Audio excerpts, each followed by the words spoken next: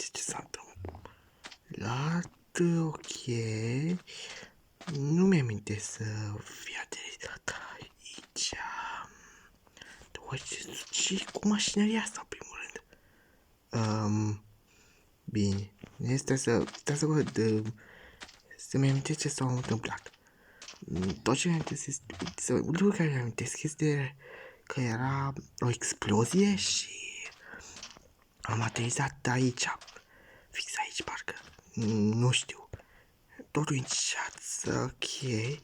Văd că e o casă acolo. Stai să mă duc să casa, hai să văd dacă e ceva. Alo? E cineva aici? Opa, mai e și ploaie. Ok, și aici? Opa, mai e și pat. Uite. Trebuie să treacă și ploaia asta, să trec cap de ea. Ok, nu știu ce s-a întâmplat aici, dar o să presupun că e un lucru bun sau... O să imaginez asta. Ok, nu știu cine locuie aici, dar e o chestie chiar drăguță din câte văd. Uite, are și câteva provizii aici din câte văd. Da. Și uite, câte provizii are. Poate o să mă fac comod aici. Că eu chiar trebuie să mai scap de până de păianjen, să repar acoperișul ocazional, să nu mai plouă în casă. Da, eu zic că are potențial. Însă pentru început va trebui să tai niște lemne. Să am acolo un backup pentru a repara casa. Dacă chiar vrea să repar casa, că pare chiar drăguță. Nu de-am de ce să mint. Și plus că nici nu mi-amintesc, că mă doare capul, nu știu, mă doare tot corpul. Habar n-am ce, poate m-am lovit la cap și nu mi-amintesc. Și v-am spus, tot ce știu este o explozie, cam atât. O să văd eu cum fac eu situația. Ok, bă, cu lemnul ăsta, nu știu dacă o să-mi ajungă să repar casa, dar să vedem. În primul rând avem să fac niște plancuri. Așa, să fac așa niște bețe în primul rând. 8 așa. Și apoi să vedem ce pot să fac. Fac o sabie. De fapt nu vreau să fiu atât de atacat.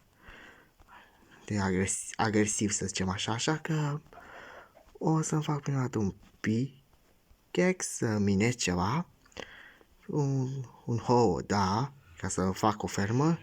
Și un topor. Bă, astea trei zic că ajung pentru moment. Pentru moment zic că astea ajung. Ok, să acum să-mi fac o fermă. Ok, să iau și asta dacă tot. Vă spun, sunt un pic cam panicat, adică nu știu ce să fac și cum să acționez în continuare. Dar pentru moment o să fiu destul de pașnic. Nu o să mă grăbesc nicăieri. Pentru că n-am de ce. Păi, ok, o să plantez aici fain frumos niște verdețuri, să am ce să mănânc. Că nu vreau să omor animale, vreau să fiu pacific. Salvino, vrei să... Bine, hai că-ți dau de mâncare. Că sunt și eu om frumos. Frumos aici. Frumos, da, ok. Hai că arată bine pentru un moment, zic eu. Ok, în continuare chiar nu știu ce să fac. Adică nu mi-am des nimic. Trebuie să... Dar momentan o să mă axez doar pe casa mea privată și... Da, cam atâta. Să încerc să supraviețuiesc.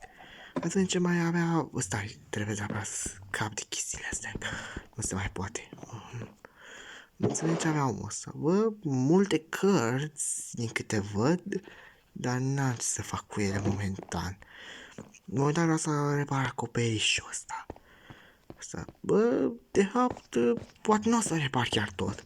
Poate mai mult decât să repar. Poate chiar să o și frumosesc sau bunătățesc. Cine era, probabil că nu mai este ce păcat. Dar o să o frumosesc, o să o îmbunătățesc din punct de vedere decorativ, cât și din utilizator. Înțelegi ce zic? Trebuie să repar căura astea, să o îmbunătățesc și cam aia a fost tot. Ok, cred că acum e momentul potrivit să mă duc la plimbare cu barca. Adică nu văd de ce nu. Adică să mergem mai prin blacina asta dacă tot. Ok, bă, pare foarte mare asta, blacina asta. Dar e cam greu să controlez barca asta. Adică nu știu ce are. Da, e destul de mare. Uite, văd că este și la un ocean. Aici e și la ocean, asta e bine. Eu nu știu ce să zic, dar da. Păi, în continuare, nu știu cum am ajuns aici sau ce s-a întâmplat, dar un lucru e sigur, că trebuie să fac ceva în privința asta.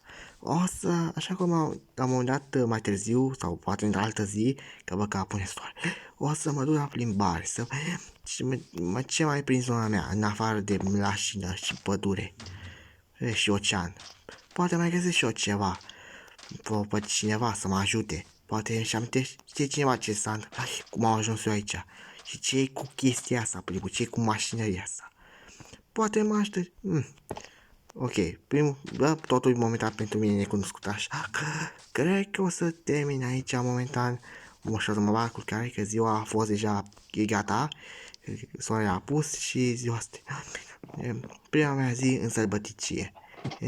A fost interesant și ciudat, adică, bine, parcă ar fi prima mea zi în lume. Am așa, e bine, noapte bună.